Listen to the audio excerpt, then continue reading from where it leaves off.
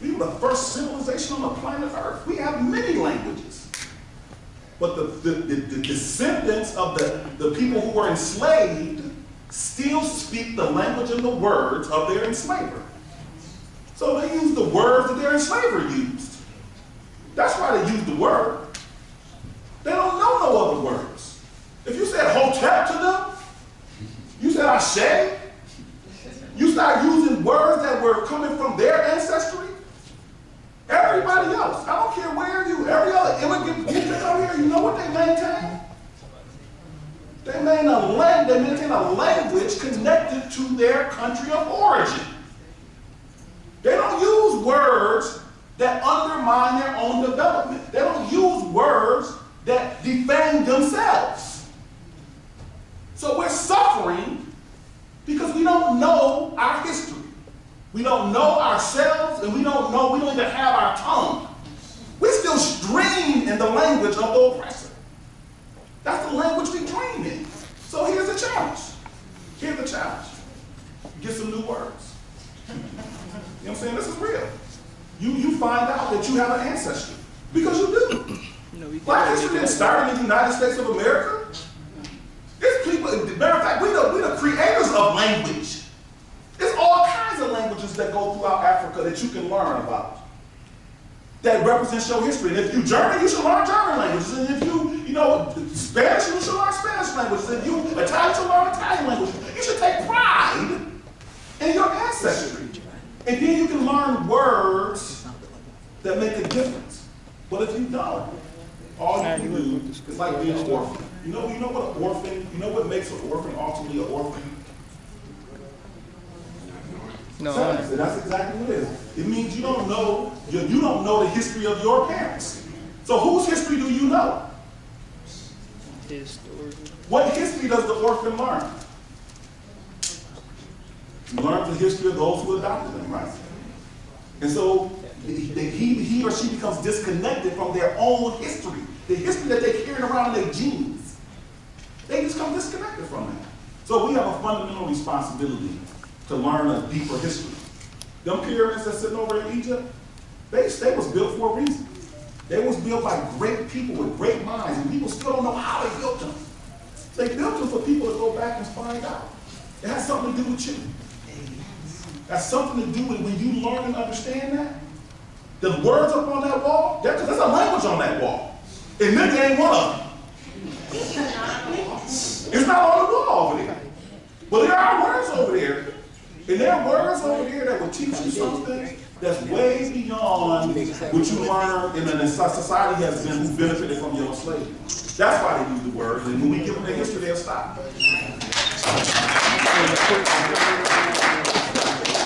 got a little bit more time to open questions up to the audience. Anybody in the audience like to ask questions? If not, I'll allow you to have your time. Yeah. Anyone? You enjoying the show? Good, I'm good. Oh, okay. I guess they want you. Yeah, all right. Me and Sam about going to history class right now. All right, I want to just let y'all know that I like everything you just said just now about the whole knowledge of where we're coming from. And the truth is, yeah, right now, our people are being programmed in the matrix. And straight up, that's just what's going on. They're being programmed, and they're not even taught any knowledge of self. We're still taught the same old Christopher Columbus being the first one to settle in America, but we don't know anything about being Asiatic, having the whole world being conquerors. We don't know about the Moors. That's where they got more reading from, but we don't know that we have people that was coming all over the countries, African people that was conquering, and that was teaching people, and having them know about the history of just where they come from, like the pyramids. Think about that. People, technology today still can't duplicate the things that the pyramids have been doing thousands of years ago. But yeah, our ancestors had the knowledge of doing these things. And so, you know what I mean, we have no knowledge of self, and then our language that we speak, what language do you speak? You know what I'm saying?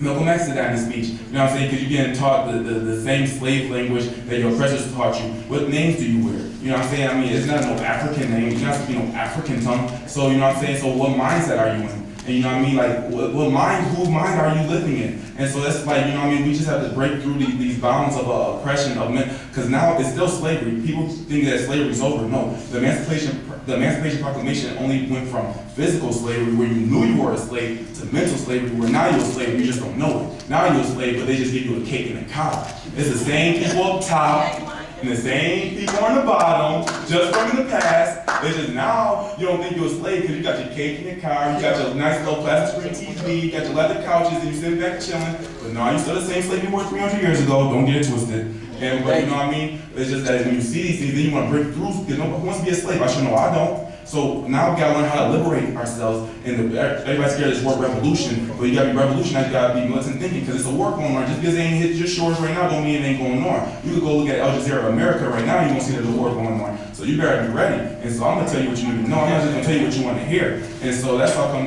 the system don't like people like me, because I'm gonna keep it real. That's how come I'm not on the internet right now, because I keep it real. And so the thing about it though is you gotta know who you are, you gotta know where you come from, and you can't be afraid, and you can't be afraid to speak out and do good, not just talk, but to actually have these actions to actually bring people together on a positive agenda as one, because we all come from one creator. So all this division, that's all from the devil. That's all just man-made, just to keep divided and conquer. That's the whole scheme of our oppressor. Know thy enemy. Just as you know thyself, know thy enemy. Because if you know your enemy, you know how he moves. So know that they want to divide us up and conquer us so that we all in our own little place. They got even divided up in Buffalo. What side you from? You Bailey, or you Central Park, or you this, or you that. Man, come on, man. We all one, man. I'm black, you black. I'm a human being, you a human being. Why are we killing each other?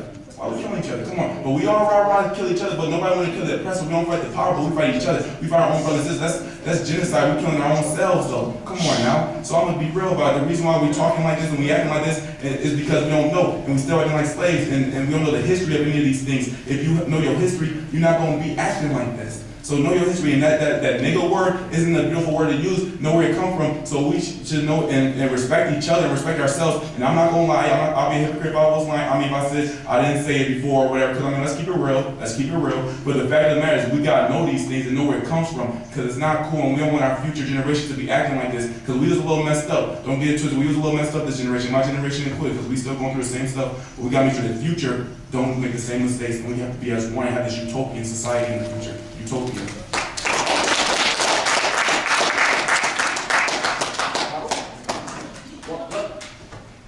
Let me just say, language, right? Language is important, right? Names and labels are important, right? And I just want to say that language is sort of an avenue that allows you to express ideas, right? Ideas. Ideas is power. See, for many of us, when we think of power, we think of police power, cops, guns, right? We think of police power, but the fact of the matter is, those people who control the governance of this area are at University of Buffalo, Canisius College, Buffalo State College, and they're dealing in ideas. They're making plans, right? So language is important because it allows you to conceptualize and articulate ideas. That's why it's important. So if I conceptualize you in a certain way, right? You know, I'm likely to label you in a certain way, right? So the reverse is also true. You know, if you allow me to label you, then I will think of you in a certain kind of way. So the word nigga doesn't bother me because that's just a string of labels that have been placed. I don't use the word, but it doesn't bother me, and I don't even want to debate it. But you know what bothers me?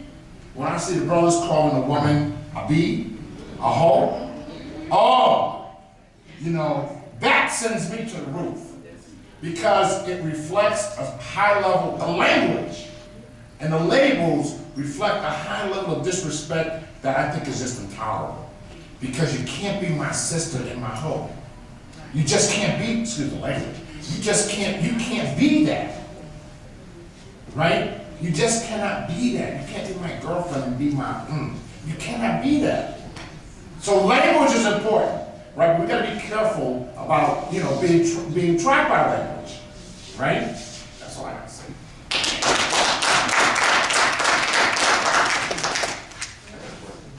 I would like to know what happened to the disattachment between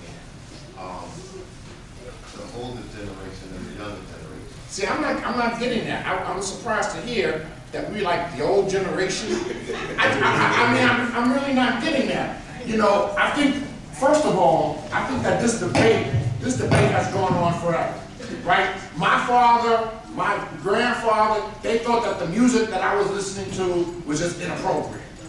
You know, I'm listening to James Brown and, you know, I mean, I think that's just the way it is. But I have a 19-year-old daughter, right? And her girlfriend's a couple of weeks, you know, asked her, said, yo, you bring me a date. They were clubbing down on Chippewa Street.